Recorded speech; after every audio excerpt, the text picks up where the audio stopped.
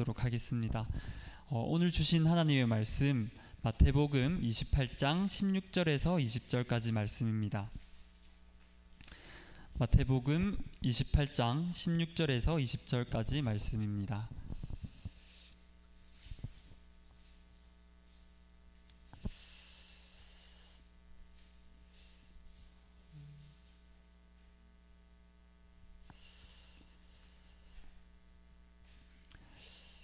그럼 우리 함께 저 한 절 여러분 한 절 교독하도록 하겠습니다. 열한 제자가 갈릴리에 가서 예수께서 지시하신 산에 이르러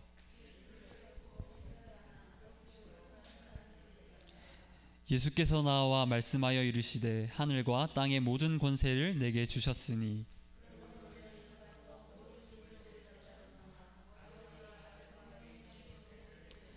함께 읽겠습니다. 내가 너희에게 분부한 모든 것을 가르쳐 지키게 하라.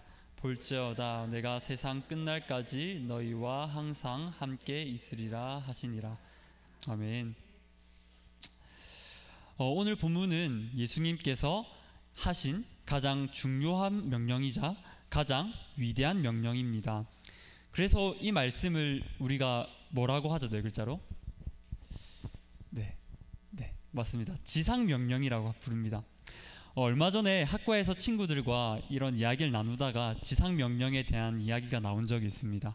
그래서 계속 이야기를 하던 중 한 친구가 땅 위에 주신 명령이라고 하는 거예요. 그래서 전 진심이냐고 물었죠. 그런데도 왜 뭐가 잘못된지 잘 모르더라고요. 이 지상명령은 많은 사람들이 이처럼 땅지와 위상자를 써서 땅 위에 주신 말씀이라고 알고 있는데, 그것이 아니라 땅지자를 쓴 것이 아니라 이를 지자라는 한자를 써서 가장 위대한 말씀, 가장 높은 곳에 놓인 명령이라는 뜻을 가지고 있는 게 바로 이 지상명령이죠.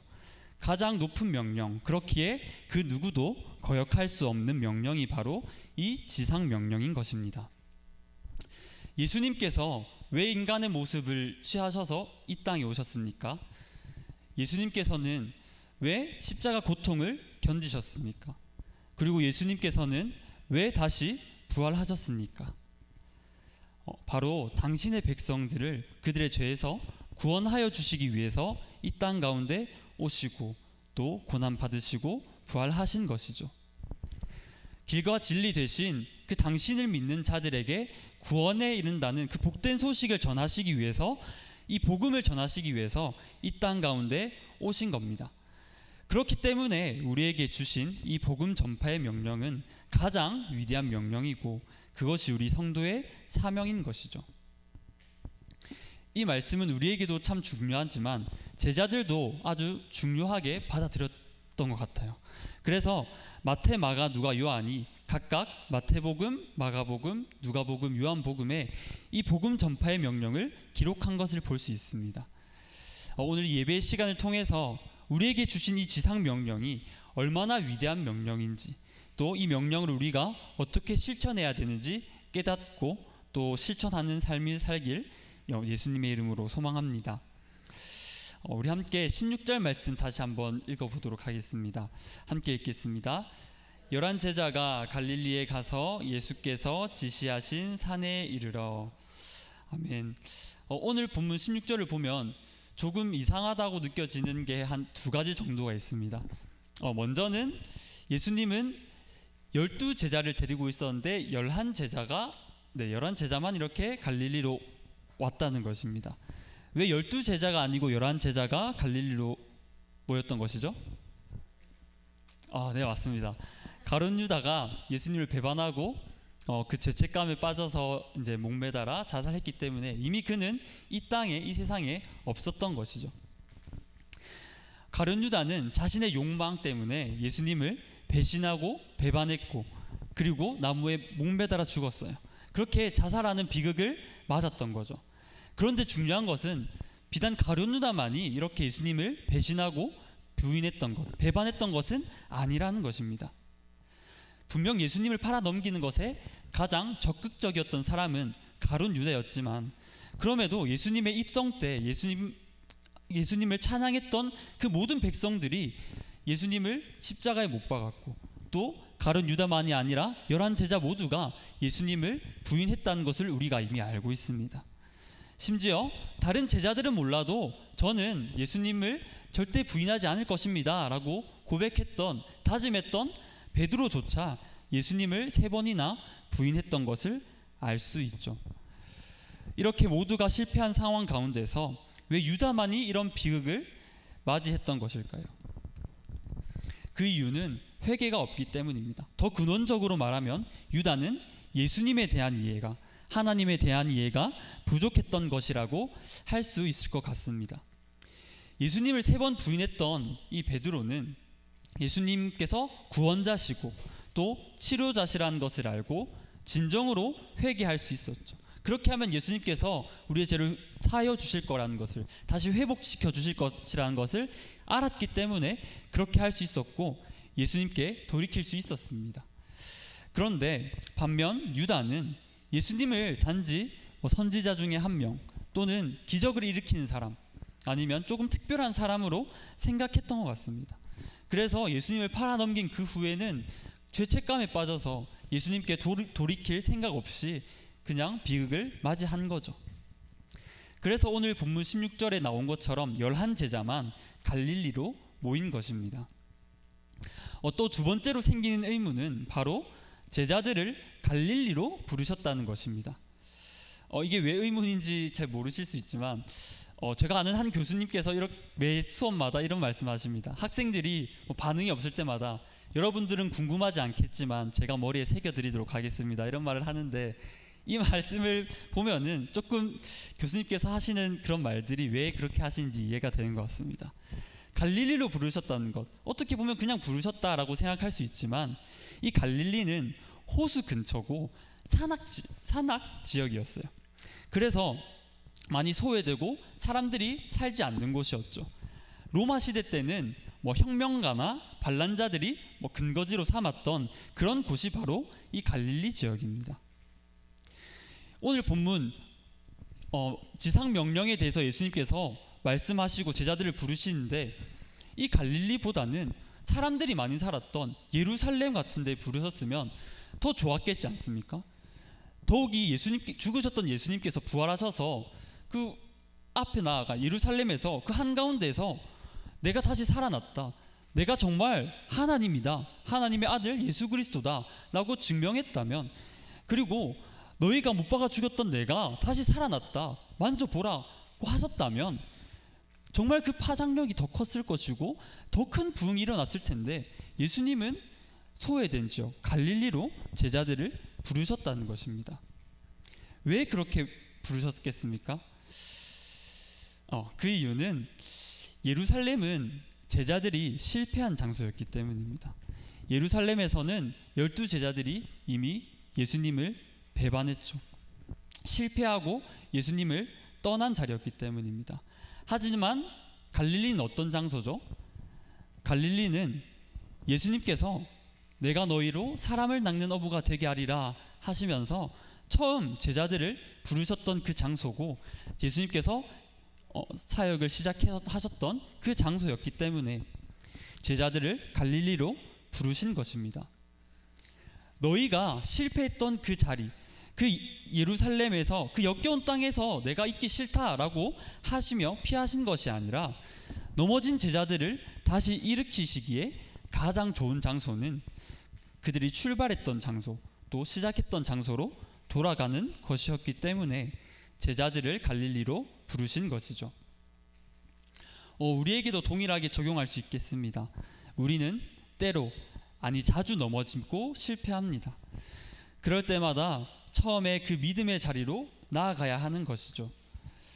믿음 안에서 우리는 넘어질 때가 너무나도 많지만 넘어졌을 때 다시 일어나는 것은 힘든 것이 아닙니다. 그리고 부끄러운 것도 아니고 늦은 것은 더더욱 아니라는 것이죠. 예수님께 돌아가는데 그것보다 더 소중한 일, 그것보다 더 빠른 시간이 어디 있겠습니까? 그렇기 때문에 우리는 신앙생활을 하면서 넘어지더라도 다시 돌아가면 되는 것이죠. 이 짧은 16절의 말씀도 그냥 넘어가면 배경 지식 없이 그냥 넘어간다면 그냥 넘어가서 읽을 수 있지만, 그럼에도 이렇게 배경 지식을 가지고 읽는다면 참 많은 은혜가 되는 것 같습니다. 다음으로 우리 함께 17절 말씀도 읽어보도록 하겠습니다. 예수를 배웠고 경배하나 아직도 의심하는 사람들이 있더라. 아멘. 이 말씀을 보면 어떤 생각이 드시나요? 이 말씀을 보면 조금 은혜가 될 수도 있을 것 같다는 생각이 듭니다. 왜냐하면 예수님을 직접 만났던 사람들, 부활하신 예수님조차 이렇게 만났던 사람들도 예수님을 의심한다는 것입니다. 하물며 예수님을 직접 보지 못한 우리겠습니까? 이 본문이 우리에게 위로를 주기 위해서 쓰여진 본문은 아니지만, 그럼에도 예수님께서 부르신 제자들이 넘어졌다는 말씀, 그 믿음의 거장들조차 넘어졌다는 말씀을 볼 때 조금 우리에게 위로가 될 수 있을 것 같습니다. 그런데 감사한 것은 예수님을 직접 뵙지 못한 우리지만, 우리가 이 자리 가운데 예수님을 믿고 이 자리 가운데 나와 예배하고 있다는 것이 참 감사한 것 같습니다. 여러분들은 예수님을 믿으십니까? 아멘. 참 놀랍지 않습니까? 제자들은 예수님을 보면서도 믿지 않았는데 우리는 예수님을 이렇게 믿고 주로 고백하고 있습니다. 어떻게 보면 참 기적이라고 할 수 있을 것 같습니다. 이렇게 기적을 살아가시는 여러분들의 삶 가운데 예수님께서 말씀하신 이 지상 명령을 온전히 순종하는 삶이 되길 소망합니다. 다음으로 18절 말씀도 우리 함께 읽어보도록 하겠습니다. 읽겠습니다. 예수께서 나와 말씀하여 이르시되 하늘과 땅의 모든 권세를 내게 주셨으니. 아멘. 예수님은 그렇게 의심하는 제자들에게 나와 이렇게 말씀하십니다. 나는 하나님으로부터 하늘과 땅의 모든 권세를 받았다. 왜 이런 말씀을 하셨을까요? 자랑으로 들리십니까? 내가 하늘과 땅의 모든 권세를 가지고 있어. 내가 하늘과 땅의 모든 권세가 내게 있어. 자랑하는 게 아니겠죠. 예수님께서 이렇게 말씀하신 이유는 의심하는 제자들, 의심에 떨쳐내기 위해서, 그 의심을 떨쳐내기 위해서, 또 용기를 주기 위해서 이런 말씀을 하신 것입니다. 이미 실패를 경험했던 내가, 넘어졌던 내가 하나님의 일을 어떻게 다시 감당할 수 있을까라고 생각할 수 있고, 또 그렇게 생각하고 있었고 그렇게 자책했던 제자들과 우리에게 예수님은 당신이 누구신지를 다시금 알려주고 계신 겁니다. 너희 힘으로 전도해라 하고 가만히 계셨던 게 아니라 예수님께서 하신다는 것을 알려주시기 위해 우리에게 말씀하신 것이고, 예수님을 알아야 하나님의 일을 감당할 수 있기 때문에 이런 말씀을 하신 것이죠. 더욱이 예수님을 아는 것으로부터 우리가 예수님을 전할 수 있기 때문에 이렇게 예수님께서는 말씀하십니다. 요한복음 17장 3절에는 이렇게 나와 있습니다. 영생은 곧 유일하신 참 하나님과 그가 보내신 자 예수 그리스도를 아는 것이니이다. 아멘. 이 말씀은 예수님께서 기도하실 때 나왔던 장면인데요. 그 말씀인데요. 이 말씀 가운데 우리는 알 수 있는 것이 영생은 하나님과 예수님을 아는 것입니다. 즉 예수님께서 제자들로 하여금 자신에 대해서 알게 하셨던 것은 제자들과 지금 우리들에게 영생을 살아갈 수 있도록 길을 열어주셨다는 것을 의미하는 것이죠. 그렇다면 이렇게 영생을 사는 성도의 삶은 어떠한 모습일까요? 바로 오늘 본문 하이라이트라고 할 수 있죠. 오늘 본문 19절에서 29절 말씀이 우리 영생을 사는 푸르른 성도의 모습에 대해서 잘 말해주고 있는 것 같습니다. 우리 함께 이 말씀도 함께 읽어보도록 하겠습니다.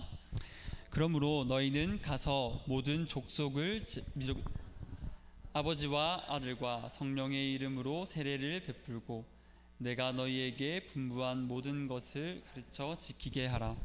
볼지어다 내가 하시니라. 아멘. 푸르른 성도는 이 지상 명령에 순종하는 삶을 살아야 하는 것입니다. 19절에서 20절까지 말씀 중에 동사형이 여러 개 나옵니다. 처음에 너희는 가라, 그리고 또 제자를 삼아라, 그리고 성령의 이름으로 세례를 베풀라, 그리고 마지막으로 분부한 모든 것을 가르쳐 지키게 하라. 이 동사 중에서 가장 중요한 동사가 혹시 뭔지 아십니까? 한국어 번역에는 좀 이렇게 섞여 있는 것 같이 보이고 다 동사로 보이지만 원어에서는 주 동사가 한 개 있습니다. 나머지는 분사죠. 형용사 역할을 하는 것이 나머지고 한 가지만 원어에서 동사형으로 쓰여 있습니다. 그 주동사가 바로 오늘 제목이었던 것처럼 제자 삼아라 라고 하는 것입니다. 많은 교회가 지상명령의 초점을 가라로 맞춰서 선교를 했습니다. 선교하는 것이 가는 것이다 하는 것은 틀린 말이 아니죠. 100번 말해도 맞는 말입니다. 그런데 그리스도의 제자가 되게 하는 것, 그것이 오늘 말씀에서 나왔던 이 지상명령의 가장 중요한 것이고, 나머지는 제자 삼는 것, 그것을 어떻게 실천해야 되는지 꾸며주는 것이죠. 제자 삼는 일을 어떻게 해야 되는지 가르쳐 주는 것이 바로 나머지 세 가지의 그 분사 형태의 단어입니다. 그렇다면 제자 삼는 일을 구체적으로 어떻게 실천할 수 있는가? 먼저는 예수님께서 우리에게 가라고 말씀하시죠. 떠나라고 하는 것입니다. 지금 우리가 사는 이 자리가 안전하고 또 편안하고, 하지만 그럼에도 이 삶에서 안주하지 말라는 것입니다. 우리가 가진 집을 팔고 돈을 가지고 모든 소유를 팔아서 선교하러 타국으로 가라는 말씀이라기보다는 우리가 지금 누리고 있는 이 편안한 삶, 안락함에 빠지지 말라는 것이 이 말씀입니다. 제자를 삼는 것이 우리의 사명이라면 그 편안함을 내려놓으라고 말씀하시는 것이죠. 그 편안함을 내려놓고 조금 어려울 수도 있고 힘들 수 있지만 우리 삶의 현장에서 복음을 전하라고, 그렇게 가라고 말씀하시는 것이죠. 제자를 삼아라고 말씀하시는 겁니다. 그 편안함, 안락함이 있다면 제자 삼는 일을 우리가 할 수 없다는 것을 알았기 때문에 그것을 내려놓고 우리를 세우신 그 삶의 현장으로 가라고 말씀하시는 것이 오늘 본문 19절의 말씀입니다. 그리고 다음으로는 아버지와 아들과 성령의 이름으로 세례를 주라고 말씀하십니다. 이 말은 우리가 이웃에게 가서 목사님들이 이렇게 세례 주시는 것처럼 그렇게 세례를 베풀라라고 하는 것은 아닙니다. 제자들 같은 경우에는 그렇게 할 수 있었겠지만 오늘 우리에게는 그렇게 하라고 말씀하시는 것이 아니죠. 이 말은 우리가 이웃에게 가서 이렇게 세례를 하라는 것이 아니라 복음을 전한 그들에게 세례를 받을 때까지 계속 이끌어 주라고, 도와주라고 말씀하시는 것입니다. 단순히 한번 교회에 부르고 끝내라는 것이 아니라, 그냥 한번 예수님 믿으세요 하고 끝내는 것이 아니라 계속, 그리고 참된 그 고백, 참된 신앙의 고백에 이르게 하는 이 세례를 받은 데까지 인도하라고 하는 것이 이 말씀이죠. 조금 귀찮을 수 있겠죠. 어쩌면 정말 많은 시간과 열정을 다해야 할 것입니다. 그 사람을 위해 지속적으로 기도하고 계속 맛있는 걸 사준다거나 아니면 계속 이끌어줘야겠죠. 주일 아침에 예배 올 수 있도록 이끌어주고 계속 연락을 하면서 도와야겠죠. 많은 힘이 들 수 있고 열정이 들 수 있고 지칠 수 있습니다. 그렇지만 아까도 말씀드렸듯이 이 명령은 지상명령입니다. 즉 누구도 거역할 수 없는 가장 위대한 명령이라는 것입니다. 우리는 성도이기에 더더욱 이 명령을 듣고 순종해야 하는 것이죠. 이 세상 사람들은 하나님의 말씀으로 듣지 않고 그냥 무시하지만 우리는 푸르름의 신앙을 가진 성도이기 때문에 이 말씀을 정말 우리가 마음에 받아들이고 순종으로 반응해야 하는 것입니다. 마지막으로 세 번째는 예수님께서 분부하신 모든 것을 가르쳐 지키게 하라고 말씀하십니다. 여러분들이 생각하기에 이것이 가능할 것 같습니까? 저는 이 말씀을 처음 봤을 때 어떻게 예수님께서 분부한 말씀을 다 알게 하고 다 지키게 할 수 있을까라고 하면서 조금 부정적으로 생각했던 것 같아요. 나조차 예수님의 모든 명령을 다 알지 못하고 나도 지키지 못하는데 내가 전도한 사람, 아무것도 몰랐던 그 사람한테 어떻게 그렇게 다 가르치고 다 지키게 할 수 있을까라는 의문을 품었습니다. 하지만 우리가 우리의 힘으로 할 수 없기 때문에 예수님께서도 우리가 그렇게 못한다는 것을 알고 계셨기 때문에 예수님의 명령을 가르쳐 지키게 하라라고 하기 전에 세례를 받게 하라 하신 거죠. 성령의 세례를 받게 하라고 하신 것은 우리가 그 말씀대로 살아갈 수 있도록 인도하는 것이 아니라 삼위 하나님께서 그들을 인도하실 것이라는 것을 말해주고 있기 때문이에요. 그렇기 때문에 우리는 제자 삼는 일을 할 수 있는 것입니다. 그럼에도 전도하고 복음을 전하는 것은 우리에게 참 쉽지 않은 것 같습니다. 요즘은 학교 앞에서 전도를 하거나 이렇게 하면 그 신고를 한답니다. 저가 그렇게 나이가 들지 않아서 저가 어렸을 때 뭐 초등학교, 중학교 때까지만 해도 학교 앞에서 복음을 전하는 사람들, 그런 집사님들을 많이 봤습니다. 그런데 이 몇 년 안 된 시간이 지난 지금은 초등학교 앞에서나 뭐 학교 앞에서 복음을 전하면 신고한다고 합니다. 그래서 데려간다고 하더라고요. 이런 상황 가운데 참 이 시대 가운데서는 복음을 전한다는 게 뭐 예전처럼 그렇게 좀 편하지 않은 것 같습니다. 좀 더 힘들어지고 어려운 시대가 온 것 같습니다. 예수님을 전한다면 무시하고 박해하고 그런 좀 암울한 시대가 온 것 같습니다. 그럼에도 우리는 복음을 담대히 전할 수 있습니다. 어떻게 그렇게 복음을 담대히 전할 수 있습니까? 우리가 복음을 전하며 살아갈 때 또 우리에게 주시는 복은 무엇이 있겠습니까?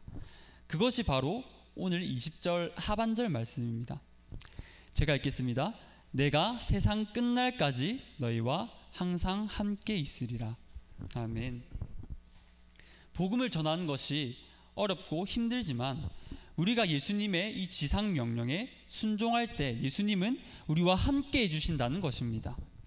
때론 두렵고 힘들 수 있습니다. 하지만 우리를 보내신 하나님께서 함께 하시기 때문에 우리가 담대히 복음을 전할 수 있는 것이죠.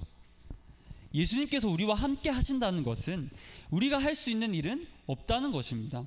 예수님께서 하시는데 우리가 무엇을 할 수 있겠습니까? 우리가 할 수 있는 일은 단지 예수님께서 이렇게 부르실 때, 명령하실 때 예스로 답하고 그리고 그 명령에 순종하고 따르는 것이 우리가 할 수 있는 유일한 일일 것입니다. 여러분들은 예수님의 제자이십니까? 제자는 누구죠? 제자는 스승을 따르기로 결정한 사람들을 제자라고 부릅니다. 내 뜻을 가지고 내 뜻대로 살아가는 것이 아니라 스승된 존재를 따라 사는 사람이 바로 제자라는 것이죠. 다시 한번 질문하겠습니다. 여러분은 예수님의 제자이십니까? 더 구체적으로 질문하자면 여러분들은 예수님을 따르기로 결정했습니까? 아멘. 그렇다면 우리는 예수님의 제자입니다. 예수님의 뜻을 따라 살아가야 되는 것이죠. 우리가 예수님에 대해서 알고 우리를 위해 하늘의 그 영광을 다 버리고 이 땅 가운데 오셔서 고난 받으시고 또 십자가에 못 박혀 죽으시고 부활하신 그 사랑을 경험했다면, 예수님의 그 크신 사랑을 경험하고 깨달았다면, 그로 인해 우리가 또 영생을 살아가기 시작했다면 우리는 그에 맞는 삶의 모습을 가져야 하는 것입니다. 그 모습이 바로 오늘 예수님께서 우리에게 하시는 지상명령, 가서 제자 삼으라는 명령을 우리가 삶으로 실천하는 모습입니다. 11월 13일에 우리가 행복축제가 준비되어 있습니다. 각자 한 사람 이상 태신자를 작정한 것으로 압니다. 그렇기 때문에 이 자리에 나와서 행복축제와 작정한 그 태신자를 위해서 기도하려고 이 수요 수요 특별 예배 기도 시간에 참여하신 줄 압니다. 이번 전도 축제 주제가 뭔지 아시나요? 네, 행복입니다. 주제 성구에 나와 있는 것처럼 우리는 행복한 자입니다. 여호와의 구원을 우리같이 받은 사람이 어디 있습니까? 천지를 창조하신 그 창조주 하나님께서, 만군의 여호와께서 우리의 방패가 되시고 우리의 검이 되신다, 영광의 칼이 되신다고 하시는데, 또 우리의 대적들을 복종시키시고 우리를 높은 곳에 세우신다고 하셨는데, 우리보다 더 행복한 사람들이 어디 있겠습니까? 이 행복한 삶에 우리의 이웃들을 초대하는 것이 바로 이번 행복축제의 목표이고 목적입니다. 조금 어렵고 힘들더라도 정말 우리가 하나님으로 인해 만족하고 행복한 삶을 살아간다면, 또 예수님께서 항상 우리와 함께 하신다는 그 사실을 믿고 나아간다면 우리는 담대히 또 당당하게 이웃에게 복음을 전할 수 있을 것입니다. 오늘 이 자리에 기도하러 나온 여러분들이 이 말씀을 기억하면서 행복축제에 참여했으면 좋겠습니다. 우리는 너무 자주 무너집니다. 예수님께서 우리를 다시 세워주시죠. 그럴 때마다 우리를 다시 세우신 예수님께서는 또 우리에게 영생을 허락하셨기 때문에 우리는 그 영생을 누립니다. 이렇게 영생을 누리는 상록교회는, 영생을 누리는 여러분들은 예수님의 가장 위대한 명령, 그 누구도 거역할 수 없는 그 명령에 순종하는 삶을 살아야 하는 것이죠.